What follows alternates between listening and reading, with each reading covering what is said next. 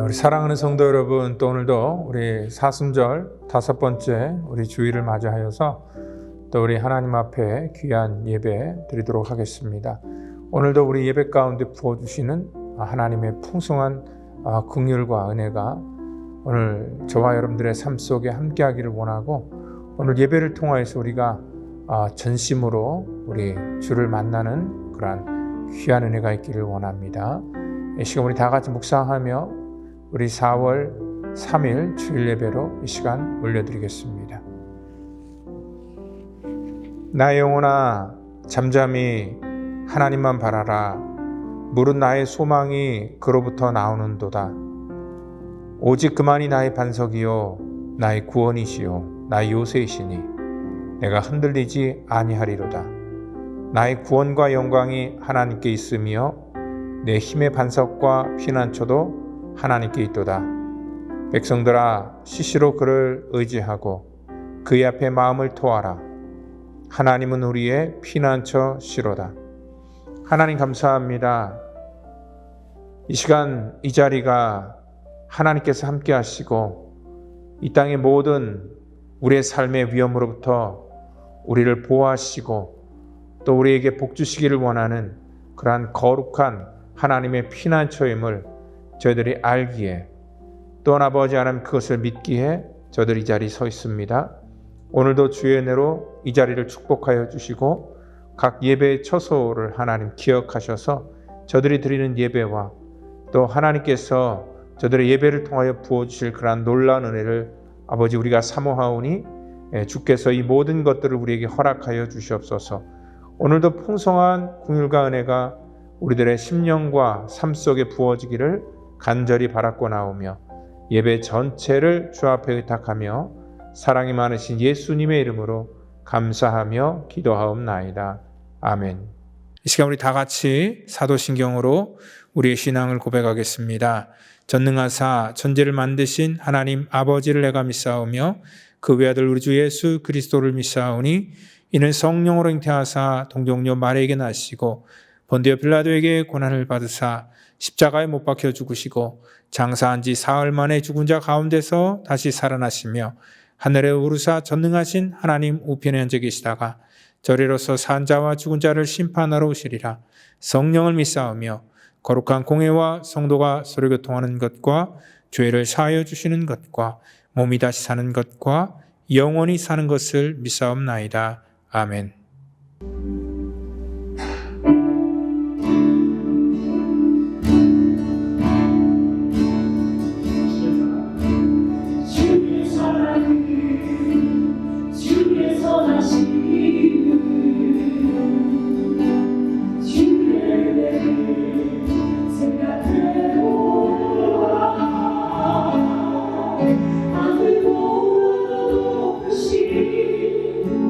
아버지 사랑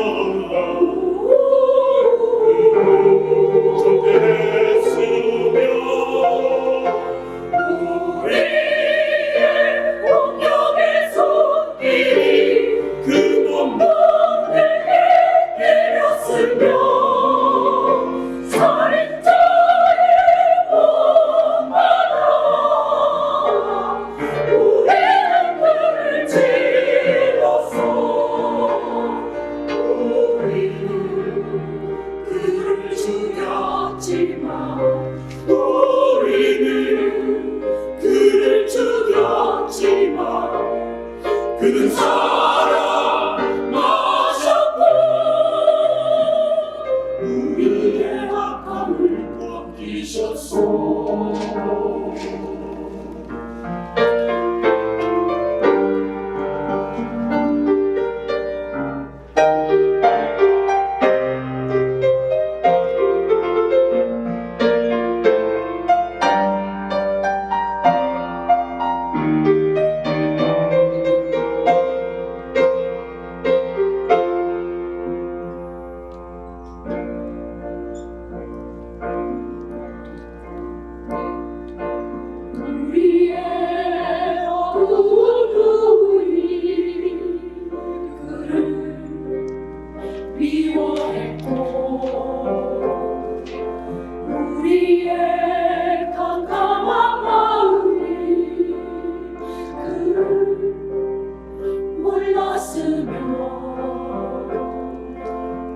우리의 무지한 죄 짓는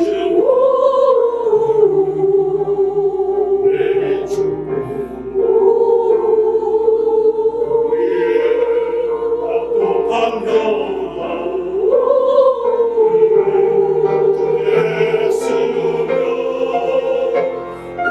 우리의 운명의 손길이 그 몸뚱이를 때렸으며 살인자의 몸바라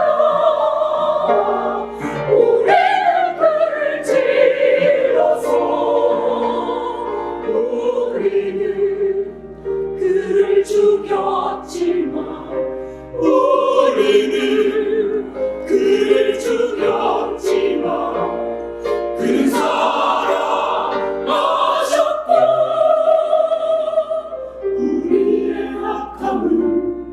우리의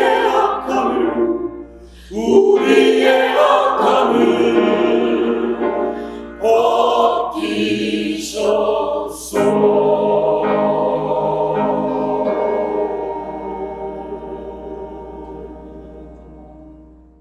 네, 이 시간에는 우리 같이 로마서 4장 말씀, 우리 1절부터 우리 8절 말씀을 가지고 같이 은혜를 받겠습니다. 같이 우리 로마서 말씀 4장, 우리 1절부터 우리 8절까지 말씀을 같이 한 목소리로 받도록 하겠습니다. 그런즉 육신으로 우리 조상인 아브라함이 무엇을 얻었다 하리요?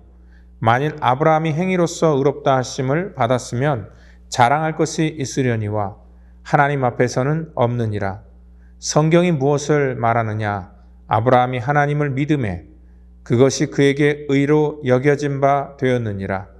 일하는 자에게는 그 삭시 은혜로 여겨지지 아니하고 보수로 여겨지거니와 일을 아니할지라도 경건하지 아니한 자를 의롭다 하시는 이를 믿는 자에게는 그의 믿음을 의로 여기시나니 일한 것이 없이 하나님께 의로 여기심 받은 사람의 복에 대하여 다윗이 말한 바 불법이 사함을 받고 죄가 가리워짐을 받는 사람들은 복이 있고 주께서 그 죄를 인정하지 아니하실 사람은 복이 있도다 함과 같으니라. 아멘. 이 시간에는 우리 여겨주시는 것이란 이라는 제목을 가지고 또 우리 하나님의 은혜를 같이 나누겠습니다. 또 로마서 강해는 13번째 강해를 같이 나눕니다. 오늘 여기 이 여겨주신다는 그 말 자체가요, 제가 생각할 때는 이 복음 중에서 가장 핵심적인 말이 아닌가 생각을 합니다. 그러니까 여겨주신다는 말은요, 실제적으로는 그렇지 않은데 그렇다고 간주해 주신다는 그런 뜻인 거지요. 디모데 전서 1장 12절에 바울은 이런 고백을 합니다. 나를 충성되이 여겨 내게 직분을 맡기셨다. 여기 충성되이 여기셨다라는 것도 뭐냐면 내가 충성스러운 사람이다라는 것을 자기 스스로 인정하는 것이 아니라 나는 원래 하나님 앞에 충성되이 여김을 받았다는 것은 충성된 자가 아닌데 하나님께서 충성된 자로 인정해 주셨다라는 그런 의미라는 거죠.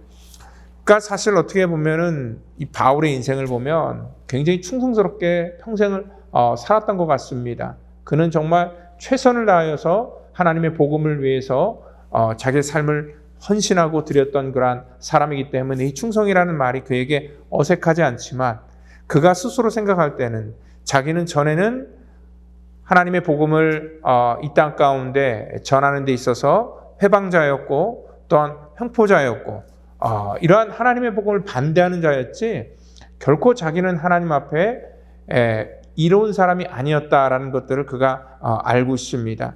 그래서 그는요 과거를 인식하면서 자기가 이렇게 충성되이 된 것도 하나님의 은혜라는 것을 그는 잊지 않았다는 거죠. 그래서 주의 은혜로 건진받은 것을 감사하면서 그는 자기를 하나님께서 충성되이 여겨주셨다. 오늘 이 본문 표현에도요 여겨주셨다는 말이 굉장히 많이 나오고요. 이 4장 전체에는 무려 11번이나 여겨주셨다 이런 말들이 계속 반복적으로 등장하는 것을 볼 수 있습니다.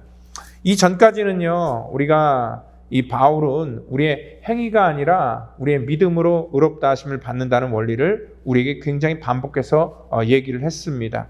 그래서 3장 26절에도 우리 지난주에 얘기했던 것처럼 예수 그리스도를 믿음으로 말미암아 모든 믿는 자에게 미치는 하나님의 의인이 차별이 없다라고 얘기를 했고요. 그리고 28절에도 곧 이때 자기가 의로우심을 나타내 자기도 의로우시며 또한 예수 믿는 자를 의롭게 하려 하심이라 라고 이렇게 말씀을 하고 있고요. 예수 믿는 자를 그러니까 믿음에 대해서 강조했던 것이고요.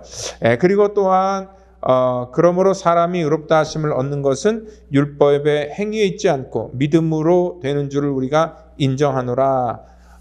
믿음으로 된다라는 것들을 강조하고요. 또 한 가지 더 보면은 할례자도 믿음으로 말미암아 무할례자도 믿음으로 말미암아 의롭다 하실 하나님은 한 분이시다라고 얘기를 합니다. 이 믿음에 대해서 반복적으로 강조를 합니다. 믿음으로 의롭게 됐다. 믿음으로 우리가 의롭게 됐다. 이러니까요 우리가 한 가지 생각하는 건 뭐냐면 이 믿음이라는 것이 우리에게서 나온 줄 생각을 합니다. 내가 그냥 마치 보험 드는 것처럼 내가 믿어줄게. 그리고 또 내가 그냥 그렇게 믿었기 때문에 나는 구원받은 줄 안다라고 이렇게 많은 사람들이 생각합니다. 근데 사실 이 믿음조차도요 우리가 어떠한 우리의 능력이나 우리의 선택이나 우리가 잘나서 하나님을 알고 믿은 게 아니라 하나님께서 믿음도 우리 가운데 그렇게 믿음이 있다라고 여겨주셨다는 것을 우리가 아셔야 된다는 것입니다. 그러니까 실제적으로는요 우리가 정말 구원받을 만한 그러한 이 믿음, 하나님의 일에 대한 그러한 온전한 믿음, 예수님의 거룩한 구속의 사역에 대한 그러한 온전한 믿음이 없었는데 하나님께서 우리의 모든 연약함을 아시면서도 그것을 그렇게 우리에게 믿음이 있다라고 이렇게 여겨주시고 받아주신 것입니다. 오늘 여기 여겨주셨다는 그러한 의미를 우리가 깨닫지 못하면은요 항상 이러한 이 구원의 근거를 우리 안에서 자기 안에서 찾으려고 하는 그러한 우리 인간의 행동들이 분명히 있다는 것입니다. 이것은 이미 우리뿐만이 아니라 유대인들 모든 그러한 인류에 통틀어서 하나님의 복음을 인식하고 깨닫지 못한 사람들의 어떠한 그 공통적인 그러한 행동이었습니다. 그러니까 사람들은요 자기 안에서 근거를 찾으려고 하는데 자기가 불완전하니까 어떠한 그 행위를 통하여서 율법을 지킴으로 인하여서 어떠한 그것들을 확인받고 싶어 했습니다. 그래도 내 믿음이 이 정도 됐지라는 것들을 자기 스스로가 어떠한 확증하고 확인받기 싶어서 어떠한 그 믿음의 행위들을 굉장히 강조했고요. 그리고 그러다 보니까 그 안에서 늘 우리가 그렇잖아요. 정말 내 믿음이 어느 때는 충만한 때가 있지만 어느 때는 내 믿음이 전혀 아무것도 없는 것처럼 느껴질 때가 있잖아요. 그러니까 자기 안에서 이러한 행위의 근거, 그거를 통해서 믿음의 확증을 그래도 조금이라도 갖기를 원했던 것들이 사람들의 보편적인 그러한 마음이었습니다. 그러니까 우리의 신앙이 늘 흔들리는 거예요. 자기 자신은 사실 어떻게 보면은 이 죄악투성이라고 얘기했고 이 죄를 생산하는 공장이다라고 이렇게 얘기를 하고 있잖아요. 근데 이 구원의 근거를 자기 안에 찾고 이 믿음의 근거를 자기 안에서 찾을 때 어떻게 우리의 이 믿음과 이 구원의 사건이 우리 속에 확실하게 이렇게 알게 되고 또 그것들이 증거되고 또 우리가 그것들을 확인할 수 있겠습니까? 우리 안에서 근거를 찾을 때는 불가능하다라는 것입니다. 그렇기 때문에 오늘 절대로 여러분 안에서 어떤 그 믿음의 근거를 찾으면 안 된다는 것입니다. 여러분, 인생은 수많은 선택인데요. 특별히 어떤 사람들은 하나님의 그러한 은혜를 깨닫고, 그리고 이 믿음이 나의 행위에서 나온 것이 아니라 하나님의 은혜로 주어졌다는 것을 깨닫고 살아가는 사람과, 또한 자기의 어떠한 열심과 행위로 그 구원을 확증받으려고 하는 사람들의 삶의 그러한 그 모습들은 굉장히 큰 차이가 있다는 것입니다.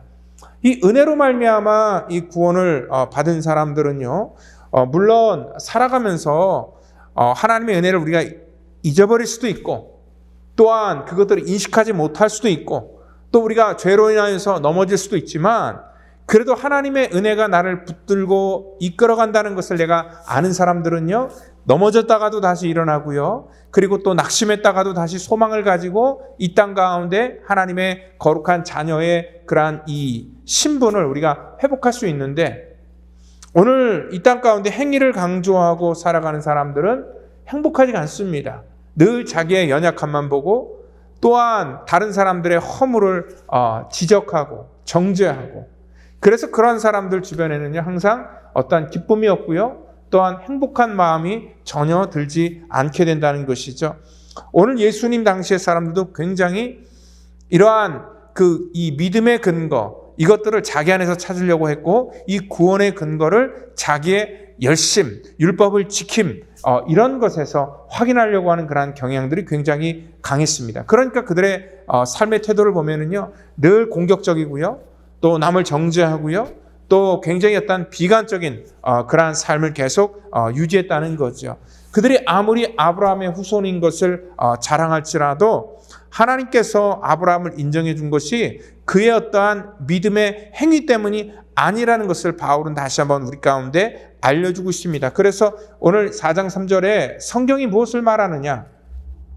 아브라함이 하나님을 믿음에 그것이 그에게 의로 여긴 바 되었다 얘기를 합니다. 그러니까 아브라함이 하나님을 믿었다. 그러니까 여기 믿음에 대해서 얘기를 하는데, 이 아브라함의 믿음 자체도요, 오늘 여기 보니까 이 믿음이 의로 여겨졌다라는 것은 무슨 말이라 그랬어요? 여겨졌다는 것은 그에게 원래 의가 없었는데 하나님께서 그를 그냥 의롭게 생각해 주시고 의롭게 간주해 주셨다라는 것들을 말한다 그랬죠.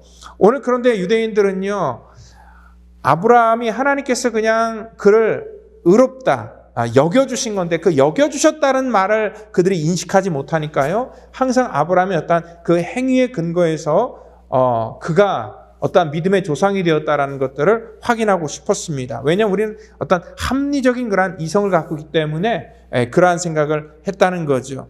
그래서 그들은요, 아브라함이 그러면 어떠한 믿음의 행위를 했는가를 정말 열심히 연구하고 찾았는데, 실질적으로요, 우리 하나님께서 아브라함을 부르신 이후부터 또 그의 생애 전체를 통하여 볼 때, 비록 그가 행동한 그러한 때도 있었지만 대부분 보면은요, 아브라함 역시도 믿음으로 뭔가를 했다라고 이렇게 내놓을 만한 것들이 그다지 많지 않다는 것입니다. 사실 어떻게 보면은 아브라함이 믿음의 그 행위를 제일 많이 얘기하는 것이 창세기 22장에 나와 있는 그러한 모리아 사건입니다. 그 자식, 그 외아들 이삭을 하나님 앞에 이 명령에 순종하여 번제로 드리려고 했던 그러한 믿음의 결단, 그거를 보고 아브라함의 어떤 그 믿음의 행위, 그것들에 대해서 굉장히 강조를 하고 있죠. 그래서 하나님께서는요, 아브라함이 그렇게 했기 때문에 그를 어떤 믿음의 조상으로 여겨줬다라고 생각을 하는데, 여러분들 사실 그렇지 않습니다. 이미 그 앞에서 하나님께서 아브라함을 부르신 때부터, 그리고 그가 누누이 실패할 때부터, 그리고 또 그가 하나님의 약속을 기다리지 못하고 세월이 지나간 그때부터도 하나님께서는요, 아브라함에게 누누이 찾아가셔서 하나님은 그에게 하나님의 약속을 해 주셨다는 거죠. 특별히 하늘을 우러러 무별을 셀 수 있나 네가 보라 라고 얘기를 하면서 내 자손이 이와 같이 많을 것이다 하나님은 약속해 주셨습니다.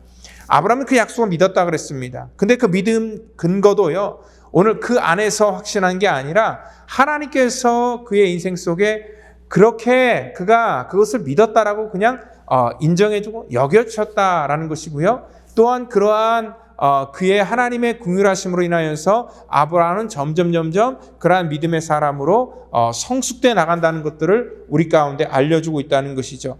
그러니까 아브라함이 믿음의 조상이 될 수 있었던 것도 전적으로 하나님의 은혜로 된 것이지 어떠한 그의 인간적인 노력이나 열심이나 또한 그가 하나님의 약속을 지켰기 때문에 그 신뢰 때문에 하나님께서 그를 믿음의 조상으로 세워준 것이 절대 아님을 다시 한번 우리 가운데 알려주고 있습니다.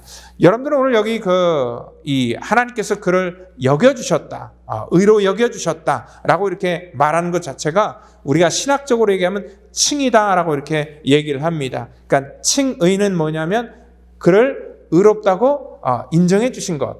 그러니까 실질적으로 뭐예요? 의롭지 않은데, 그리고 또 도덕적으로나 윤리적으로나 또 우리가 성경적으로 봐도 전혀 하나님의 어떤 의의 기준에 합당하지 않은데, 하나님께서 칭이라는 것은 그의 허물과 연약함에도 불구하고 하나님께서는 그렇게 인정해 주셨다라고 이렇게 얘기를 합니다. 그리고 우리가 바로 그러한 이 칭의를 입은 사람이라는 것을 여러분들 분명히 믿으시기를 바랍니다. 그러니까 본질상 여전히 우리가 죄 안에 있는 그러한 진노 아래에 있는 그러한 사람이지만 오늘 예수님 때문에 우리는 의로운 사람으로 우리를 그냥 간주해 주신 것이지, 여겨 주신 것이지, 실질적으로 내가 의롭기 때문에 의롭게 됐다라고 착각하는 것은 우리가 또 다른 어떠한 교만으로 넘어질 수 있는 그러한 부분입니다. 사실 우리가 미국에 살고 있잖아요. 근데 저는 이제 영주권자지만 또 많은 분들이 시민권을 획득을 하셨어요. 그 사람이 대한민국에 태어났고 또 그 사람의 외모나 또 문화나 또 언어나 이러한 모든 면에서 전부 다 한국 사람이지만 그 사람이 이 시민권 시험을 보고 또 자기가 선서를 함으로 말미암아 미국 사람으로 그렇게 인정을 받은 거잖아요. 또 한 가지 뭐냐면은요, 그 입양 같은 것도 비슷한 그러한 얘기로 볼 수 있습니다. 왜냐하면 생물학적으로 내가 그 자녀를 낳지 않았지만 내가 그 자녀를 내 자식으로 여기는 거잖아요. 여긴다는 것은 무슨 말입니까? 실질적으로 내가 낳지 않았어도 내 자녀와 똑같은 그러한 권리와 또한 내가 그 자녀에게 그러한 책임을 지겠다라는 그러한 이 결심과 또한 그러한 마음들이 바로 입양자들의 그러한 그 마음 속에 나타나는 거죠. 그리고 또한 내 역시 내가 이렇게 여기 미국 사람으로 된 것도 미국인으로서의 어떠한 동등한 권리를 내가 지금부터 받을 수 있다라는 그러한 뜻이 된다는 거죠. 그래서 바울은 이걸 가지고요, 오늘 4절에 일하는 자에게는 그 삭시 은혜로 여겨지지 아니하고 보수로 여겨진다. 우리 지난주에도 말씀했던 것처럼 우리가 일해서 받는 그러한 이 대가, 이것들은 내가 열심히 했기 때문에 내가 받는 당연한 것이라고 생각을 하고요. 그래서 그것을 자기 거라고 생각을 하지만 내가 받을 자격이 없는데 나에게 주어진 것은 은혜다라고 이렇게 생각을 하고 있습니다. 여기 그 바울 당시에는 그 집안에 일하는 종들이 굉장히 많았습니다. 근데 그 종들도요, 아무리 종의 신분이지만 자기가 받는 그러한 삭스를 어떠한 은혜로 생각하지 않았던 건 뭐냐면 자기가 이렇게 땀 흘리고 수고한 대가를 받았기 때문이다라고 이렇게 생각을 합니다. 근데 이 종의 마음 속에는요, 물론 당당하게 삭스를 받지만 항상 어떠한 마음이냐면 불안한 마음이 있습니다. 왜냐하면 주인의 그러한 감정과 결단에 따라서 어떠한 자기가 계속 이렇게 그로부터 공급을 받을 수 있을지 없을지에 대한 그런 이 불확실함인 거, 또한 그리고 어떤 그 일종의 어떤 계약의 관계 때문에 늘 불편하지만, 여러분들 또 한 가지 뭐냐면은요, 우리가 은혜로 받았다는 것은 한 예로 우리가 아까 얘기했듯이 자식의 그러한 예로 들 수가 있습니다. 그러니까 자녀 의식을 갖고 있는 그러한 성도라면은요, 어떠한 그러한 이 부모로부터 내가 그것을 받을 수 있을까 없을까에 대한 그러한 불안함이 절대 없습니다. 저에게도 딸이 2명이 있는데요, 그 딸들을 키우면서 사실 제 삶의 많은 부분들을 희생을 해야 됐습니다. 그리고 지금도 여전히 그 딸들이 성장하는 그런 과정 속에서 앞으로 제가 책임을 져야 되고 많은 부분들을 더 많이 희생을 해야 됩니다. 근데 자녀가요, 제 마음이나 제 어떤 희생이나 헌신의 가치에 대해서 그들이 얼마나 알겠습니까? 여러분들 사실 그들은요, 이 땅을 살아가면서 제 딸들은 공짜로 살아가지만 저한테 어떠한 그 뭐 신세를 졌다든지 아니면 그것을 나중에 갚아야 되겠다든지 어떠한 또 때로는 저에게 어떠한 그 피해를 끼칠 때 어떠한 미안하다든지 어떠한 그러한 의식들이 뭐 조금은 있을 수 있지만 그것을 정확하게 제가 준 만큼 갚아야 된다는 그런 의식은 전혀 없다는 것입니다. 오히려요 그들은요 달라고 하면서도 얼마나 당당한데요.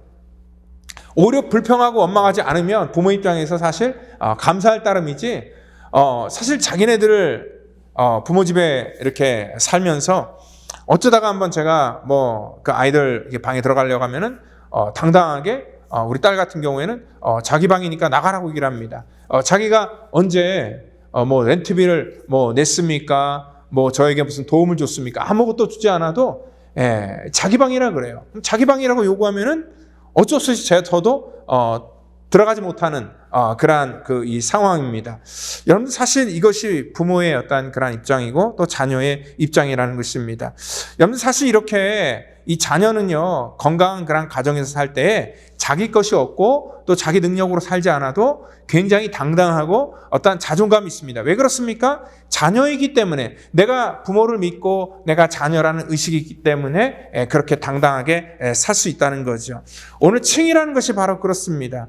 내가 비록 어떠한 의로운 행위로 하나님 앞에 뭔가 보답을 해주지 못하고 하나님이 나에게 부어주신 그러한 그 사랑과 은혜에 내가 갚을 그러한 능력이 없어도 이 땅 가운데 우리가 하나님의 자녀라는 의식만 있으면은요, 우리는 자존감을 가지고 이 땅에 당당하게 살 수 있다는 것입니다. 왜냐하면 지금은 내가 부족해도 그리고 지금은 내가 연약해도 나중에 또다시 하나님의 영광을 위해서 뭔가를 할 수 있는 그러한 자가 될 수 있다는 그러한 생각이 있기 때문에 그렇다는 것입니다.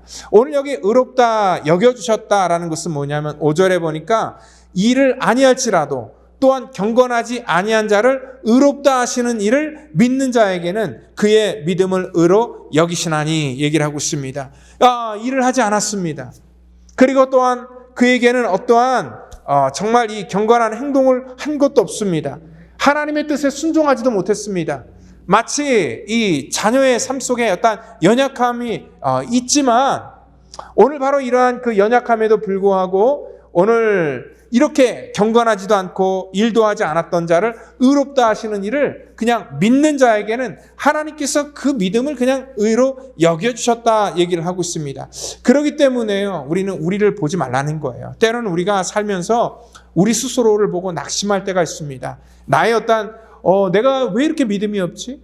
나는 왜 이렇게 어떤 믿음이 성장하지 않지? 그리고 나는 내 안에 어떤 그 의로움이 없이 또 내가 또 실수하고 넘어졌네 하면서 자책을 하고 어떠한 자기를 바라볼 때가 있는데 자기를 바라보면 대부분 실패할 수밖에 없고 좌절할 수밖에 없다는 것이죠. 그래서 신앙은요, 자기를 보는 것이 아니라 하나님을 바라보는 것이고 우리에게 은혜를 주신 예수님의 그 보혈의 공로를 우리가 의지하는 것, 그것이 참된 신앙인의 모습이라는 것이죠. 율법은 우리가 얼마나 무능력하고 부족한 것을 계속 보게 합니다. 그래서 우리가 얼마나 한심한 자인지, 우리가 얼마나 가치 없는 자인지를 늘 깨닫게 해주죠. 그래서 율법을 바라보면 우리가 주눅들 수밖에 없어요. 그리고 우리가 의기소침해질 수밖에 없어요. 그런데 은혜는요, 우리더러 어떠한 기준에 도달하라고 강요하지도 않습니다. 오히려 부족한, 한없이 부족한 우리들을 오늘 늘 격려하면서 오늘 어떠한 그 기준에 도달할 때까지 기다려주시고 또 마치 그 기준에 다 된 것처럼 그렇게 여겨주신다는 것입니다. 그래서 하나님의 은혜는요, 어떠한 군대의 교관처럼 우리가 어떠한 것을 지시하고 지시한 것을 이행했느냐 하지 않았느냐의 어떠한 결과를 가지고 우리를 따지거나 판단하는 것이 아니라 오늘 먼저 우리를 인정해 주시고 여겨 주시고 우리를 먼저 사랑해 주신 오늘 그것이 바로 하나님의 은혜야, 하나님의 공이라는 것을 여러분들 믿으시기를 바랍니다. 그래서 우리는요, 항상 고백할 것은 뭐냐면 정말 나는 주님 앞에 내세울 것이 없습니다. 저는 경건치도 못하고 정말 하나님의 거룩한 일들을 하지도 못했습니다. 그럼에도 불구하고 나를 의롭다고 인정해 주시고 또 그렇게 여겨주시는 그런 하나님께 감사하는 것, 그것이 바로 은혜 받은 사람의 태도라는 것이죠. 여러분들 예를 들어서 누가복음 15장에 등장하는 그런 탕자, 자주 얘기하죠. 정말 집 나간 이 둘째 아들을 이 아버지는 아무 조건 없이 다시 받아들이고 또 자녀의 신분을 다시 회복시켜 주셨습니다. 먼저는요, 그 아들이 어떠한 생각을 가져야 돼요?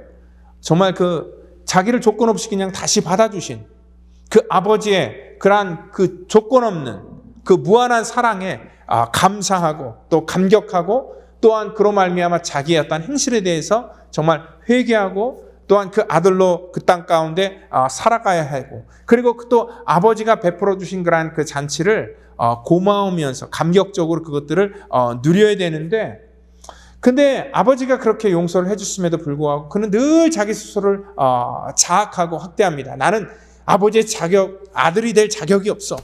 나는 이러한 잔치에서 밥을 먹을 자격이 없어. 그리고 아버지가 베풀어준 은혜를 거부하고, 아버지, 이제는 나는 더 이상 아버지 아들이 될 자격이 없으니까 나를 아들이라 부르지 말고 그냥 이 집의 종처럼 나를 생각해 주세요. 저는 아버지 아들 이제 아닙니다. 나는 종입니다. 라고 생각한다면 어떠한 그 사람의 행동이 어떻겠습니까? 여러분들, 아버지의 마음을 전혀 모르는 거죠. 이 칭의를 주신 것은요, 그 아들의 권세를 회복시켜 주신 것은 그 아들을 용서해 준 것뿐만 아니라 그 아버지 마음속에는요, 그에게 또 다른 것들을 기대하시는 거지요. 너가 아버지의 마음을 조금이라도 알고 이제는 내가 너를 용서해 준 것을 떠나서 이제는 그 아들로서의 너의 그러한 그 소임을 이 땅 가운데 감당하면서 너가 그렇게 용서받고 또 너를 이해해 준 것처럼 너도 남들에게 그렇게 사람들을 용서하고 이해하는 그러한 이 아버지의 마음을 닮으라라는 그러한 차원 속에서 용서를 해줬다는 거죠. 오늘 여기 이 바울은요, 그러한 마음 속에서 6절 8절에 이러한 그 다윗에 대해서 다시 한번 얘기를 합니다. 그러니까 여기 이 구약은요, 어떻게 보면 구약에서 대표적인 인물, 그러니까 아브라함과 그러한 그 다윗, 이 두 사람을 이 바울은 로마서를 통하여 유대인들에게 증가하고 있다는 거죠. 특별히 여기 6절, 7절, 8절은요, 다윗의 고백입니다. 일할 것이 없이 하나님께 의로 여김받은 사람에게 복에 대하여 다윗이 말한 바라고 기록되어 있습니다. 여러분들, 사실 다윗은요, 하나님 앞에 정말 거룩하게 쓰임받은 사람이죠. 그리고 하나님께서 그를 정말 믿음의 그러한 놀라운 은혜를 축복해 주셨고, 그리고 또 예수 그리스도가 이 땅 가운데 오는 그러한 믿음의 통로로서 하나님께서는 그를 사용해 주셨습니다. 그런데 그의 인생 속에는 우리가 알듯이 굉장히 많은 그러한 연약함과 허물이 있었죠. 그리고 하나님 앞에 큰 죄를 범했던 그러한 때가 있습니다. 남의 여자를 건드렸고, 그리고 또 그 죄를 덮기 위해서 그 남편을 전쟁터에 내보내 죽이는 그러한 간음죄와 이러한 살인죄를 저질렀던 것이 바로 이 다윗의 그러한 그 행동이었습니다. 다윗은요, 시편 32편 3절 4절에서 이렇게 자기의 심정을 고백합니다. 내가 토설치 아니할 때에 종일 신음함으로 내 뼈가 쇠하였도다. 주의 손이 주야로 나를 누르오니 내 진액이 화하여 여름 가물에 마른같이 되었다. 그러니까 하나님께서 밤낮 자기의 마음의 양심에 하나님의 그러한 이 징계로 인하여서 마치 그러한 여름 가뭄에 이 물이 다 말라버린 것처럼 내 마음의 진액이 다 말라버렸다라는 그러한 이 고통을 호소하고 있습니다. 오늘 이 속이 바짝바짝 타들어가고 말라가는 그러한 삶을 살아가는 그러한 이 다윗에게 어느 날 하나님께서는 나단 선지자를 보내셔서 그의 죄를 지적하시고, 또 하나님께서는 그 철저하게 회개하는 그러한 다윗의 모든 죄를 다 사해 주셨다는 것입니다. 하나님께서는요, 이러한 은혜를 다윗에게 베풀어 주신 것은 한 개인의 무거운 짐을 덜어준 것뿐만 아니라 앞으로 네가 왕으로서 하나님의 은혜를 입은 사람으로서 이 땅 가운데 살아가고 백성들을 치료하라는 그러한 하나님의 당부가 그 속에 들어있을 겁니다. 그러니까 다시 왕의 권세, 또 하나님의 자녀의 권세를 회복시켜 주신 것은 앞으로 이제 너는 너의 어떠한 그 이 안에서 너의 어떠한 그 죄로 말미암아 너 스스로를 학대하고 자학하고 삶의 바운더리를 묶지 말고 하나님의 은혜를 입은 자로서 살아가라. 그리고 하나님의 은혜를 누리라라고 이렇게 하나님께서 그에게 용서를 베풀어 주셨다는 거죠. 그렇기 때문에 그는요, 이 이후의 삶을 가만히 보면은요, 더 많이 성숙되어 있습니다. 심지어는요, 정말 이 영모를 꾀하면서 이 자기를 죽이려고 했던 그러한 그 자식 여러분 그 압살롬을 다윗은 어떠한 마음을 가지고 대합니까? 정말 이 반란을 꾀하는 그러한 역적으로 대하는 것이 아니라 여전히 그는 아버지의 마음으로 자기를 죽이려고 했지만 그 아들을 대하고 있고요. 그리고 자기를 그 아들의 영모에서 피난길에 오르는 것들을 비난했던 시므이도 그냥 용서해 줍니다. 하나님께서 나에게 들으라고 하는 소리니까 그냥 내버려둬라 라고 얘기를 하고 죽일 수 있는 기회가 있었지만 그를 그냥 살도록 허락해 주셨다는 것입니다. 하나님께서 다윗에게 이러한 이 용서, 칭의의 은혜 이거를 베풀어 주지 않았다면요, 그는 아마 감정적으로 모든 것들을 대했을 겁니다. 그런데 은혜를 깨닫고 나니까, 그리고 또 하나님께 의롭다 인정함을 받고 또한 다시 자기의 삶이 하나님의 영으로 회복되고 나니까 그의 삶의 모든 태도가 달라졌다는 것이요. 그러니까 오늘 6절에서 오늘 이렇게 얘기를 하고 있습니다. 일할 것이 없이 하나님께 의로 여기심을 받은 사람의 복에 대하여 라고 얘기를 하고 있습니다. 이 복이 바로 이 행복이라는 것입니다.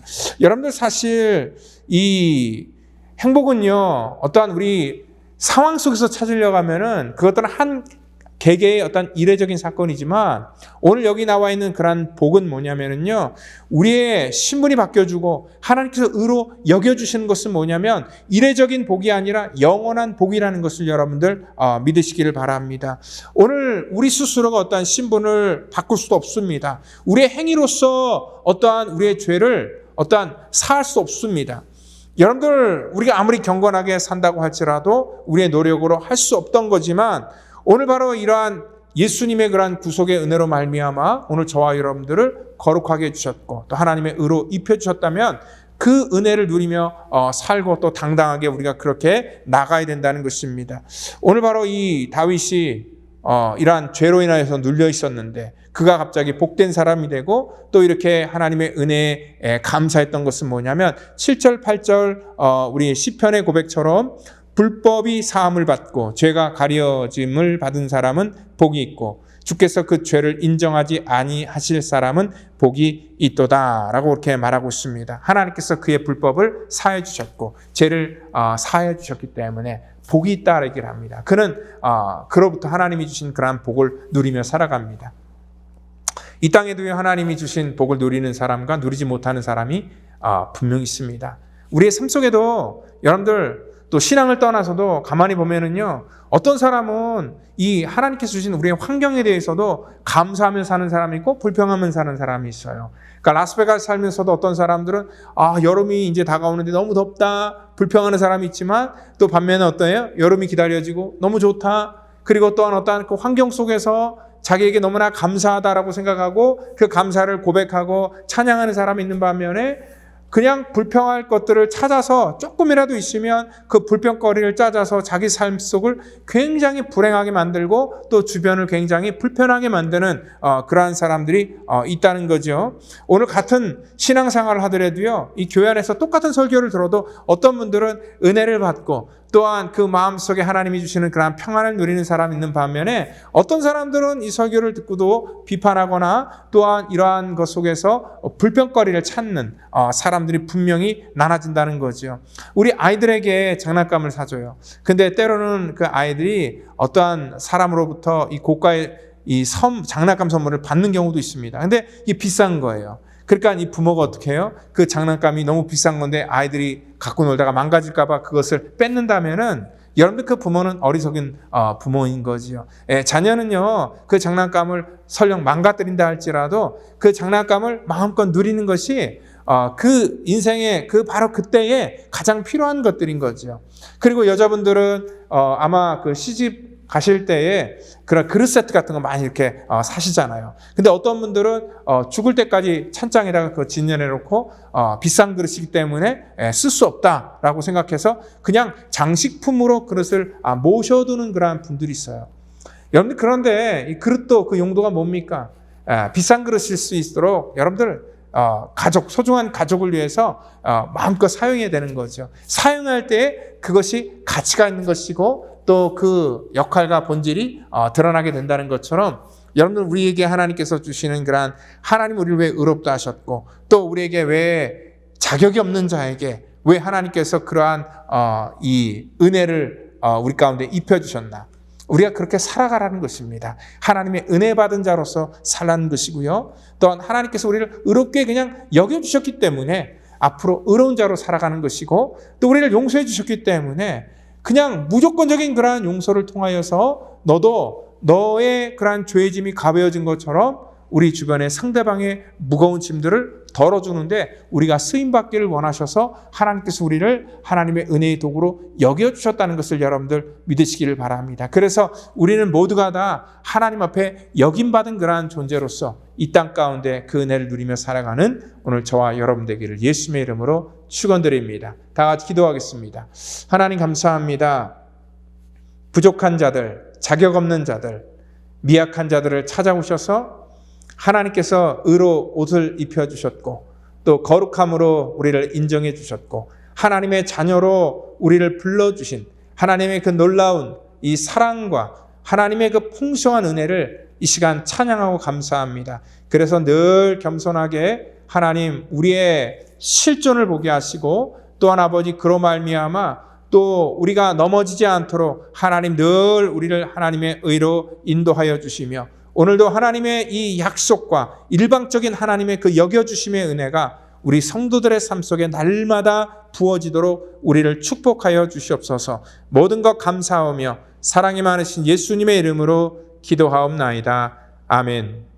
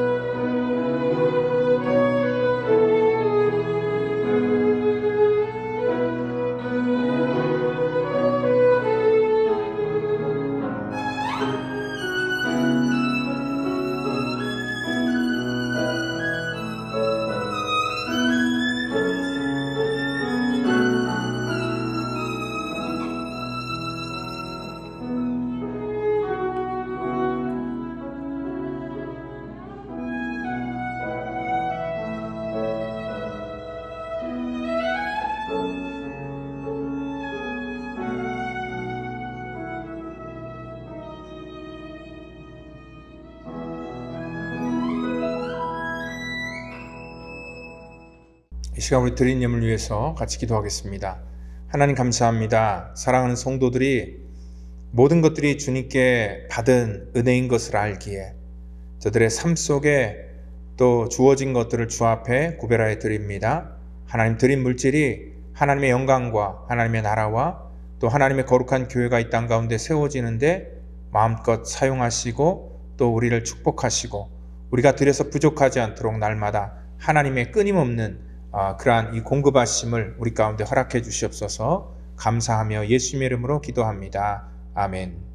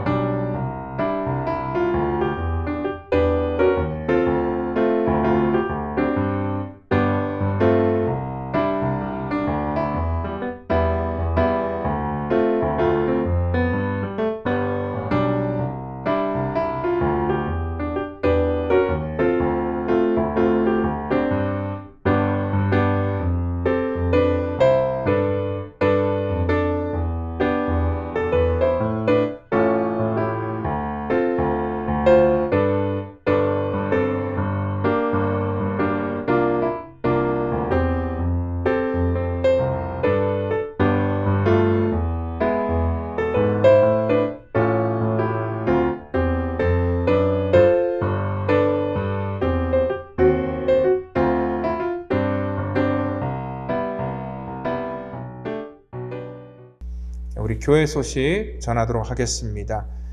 오늘은 우리 또 4월 첫 주이기 때문에 우리 선교회 모임이 있습니다. 우리 각 선교회 회원들은 우리 2층의 게시판에 있는 그러한 장소에서 모임 장소에서 확인하시고 그리고 선교회 모임을 해주시면 감사하겠고요. 그리고 또한 이 선교회를 통해서 앞으로 이제 4월달, 5월달에 진행될 그러한 교회 행사에 또 여러분들이 많이 협조해 주시면 감사하겠습니다. 이제 곧 이 고난주간과 또한 부활주일이 다가오는데요. 우리 고난주간에는 전교인이 나와서 특별히 기도하는 그러한 고난주간 특별 새벽 기도회를 하도록 하겠습니다. 담당 기관들이 있습니다. 주보를 확인하셔서 여러분들이 소속되어 있는 그러한 기관에 그 날짜에 맞추어서 또 사회와 기도와 또한 이 찬양을 준비해 주시면 감사하겠습니다. 그리고 운영위원회가 다음 주에 있는 것 기억해 주시고요. 그리고 부활절 칸탄타를 준비하기 위해서 성가대가 지금 열심히 오후에 주일 오후에 연습을 특별하게 하고 있습니다. 우리 동참하기를 원하는 분들 이번 주까지 같이 마지막으로 동참할 수 있습니다. 그리고 또 우리 청년부들이 4월 20일부터 23일 마운트 찰스톤으로 캠핑을 간다고 합니다. 또 우리 청년부들 위해서 기도해 주시고, 또 이 땅에 정말 새벽 이슬과 같은 청년들이 또 건강하게 자랄 수 있도록 또 여러분들의 마음껏 또 이렇게 후원해 주시고, 또 저들 위해서 축복해 주시고 기도해 주시면 감사하겠습니다. 그리고 또 조금 아쉬운 소식인데요. 또 우리 운영회를 하시고 또 수년 동안 같이 우리 믿음 생활을 하셨던 우리 독고석 집사님, 또 독고지순 권사님 또 이렇게 타주로 이사를 가시게 되었다라고 이렇게 얘기를 합니다. 현재 또 운영위원회에서 예배부장을 맡고 계신데 또 타주로 이렇게 이사를 가셔서 또 아쉬운 그런 작별을 여러분들에게 고합니다. 이번 주가 또 마지막으로 같이 예배를 드리고, 또 물론 뭐 이렇게 라스베가스에 영원히 떠나는 것이 아니라 또 자주 방문하시고 또 같은 이렇게 믿음의 교제를 계속 이어나가기를 또 소망합니다. 이 시간에 우리 다 같이 자리에 일어나셔서 찬송가 635장 주님 가르쳐 주신 찬양하시고 축도함으로 예배를 마치겠습니다.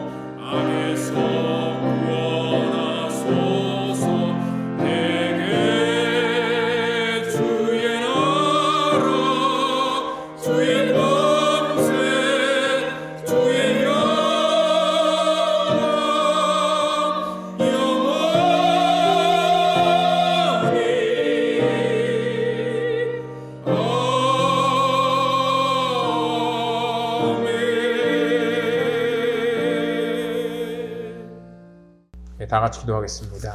이제는 구원의 완성을 이 땅 가운데 이루시기 위해서 십자가에서 물과 피를 쏟으시며 우리의 죄악과 허물을 사해 주신 우리 구주 예수 그리스도의 그 놀라우신 그 무한하신 은혜와, 또한 이 시간 우리를 사랑하셔서 이 땅에 친히 오시고 십자가 지신 우리 하나님의 그 넓으신 사랑과 그 놀라우신 또 고마우신 그 하나님의 이 거룩한 사랑이, 또한 이 시간에 믿음으로 주 앞에 나아가 예배하는 모든 심령 속에 오늘 성령님의 교통 감화 역사 충만케 하시는 그 은혜가 오늘 이 시간에 하나님의 은혜로 살기를 원하고, 또한 그 은혜를 깨닫기를 원하고, 또한 이 시간에 하나님의 거룩한 자녀로 여김바 되는 그러한 여겨진 하나님의 거룩한 가정과 심령과 자녀와 사업터전 위에, 또한 이 시간에 함께하지 못하지만 가정에서 영상으로 예배를 드리는 믿음의 권석들 머리 위에 이제로부터 영원토록 함께 하시기를 간절히 축원하옵나이다. 아멘.